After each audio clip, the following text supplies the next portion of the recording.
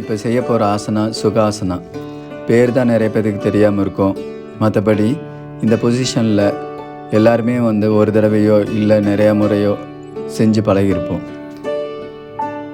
இதே மாதிரி உட்காந்து நிறைய பேர் 2 மணி நேரம் 3 மணி நேரம் ஏன் ஒரு நாள் ஃபுல்லாகவே சில பேரெல்லாம் உட்காந்துருப்பாங்க. அவங்களுக்கெல்லாம் எதுவுமே பெயின் தெரியாது. அந்த வலி இல்லாமல் எப்படி உட்காந்துருக்க முடியுதுன்னா அவங்களுக்கு ப்ராக்டிஸ் ஆகிருக்கும். கம்ஃபர்டபுளாக உட்காந்துக்கோங்க அட்ஜஸ்ட் பண்ணி. அதுக்கப்புறமா நம்ம இந்த ஆசனாஸ் இப்போ பார்க்குறது மெயினாக தவம், தியானம், ப்ரேயர் பண்ணுறதுக்கு தான். இதில் முக்கியமாக கவனிக்க வேண்டிய ஒரு விஷயம், நம்ம முதுகு தண்டை நேர நிமிர்த்தி உட்காரணும். அதுக்கு நம்ம எப்படி நேராக தான் உட்காந்துருக்கோமான்னு பார்க்குறதுக்கு இந்த மாதிரி கையை உயர்த்தி நம்ம உடம்பையும் உயர்த்தணுன்னா ஒரு உயரம் வரும். அந்த உயரத்துலேயே நம்ம உட்காந்து பழகிக்கலாம்.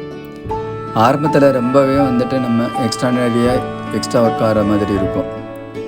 ஆனால் அது நமக்கு பழகிடுச்சுன்னா கரெக்டாக வந்துடும். இப்போ செஞ்ச மாதிரி முன்னாடியோ பின்னாடியோ இல்லாமல் நேராக ஸ்ட்ரெயிட்டாக உட்காந்துருக்கணும். அதுதான் இதோட முழு பலன்களை நமக்கு கொடுக்கும். சுகாசனம் பண்ணாலே நோய் நொடி இல்லாமையே ரொம்ப காலம் வாழலாம்.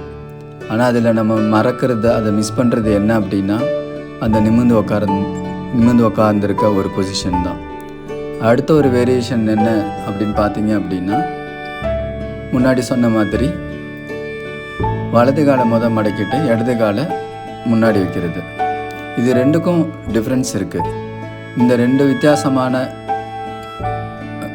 சீட்டிங் பொசிஷனில் டிஃப்ரெண்ட் பெனிஃபிட்ஸ் இருக்குது. வேறு பலன்கள் கொடுக்கும். அது நம்மளால் உணர முடியறதில்ல. செஞ்சு பழகினா நம்மளால் உணர முடியும்.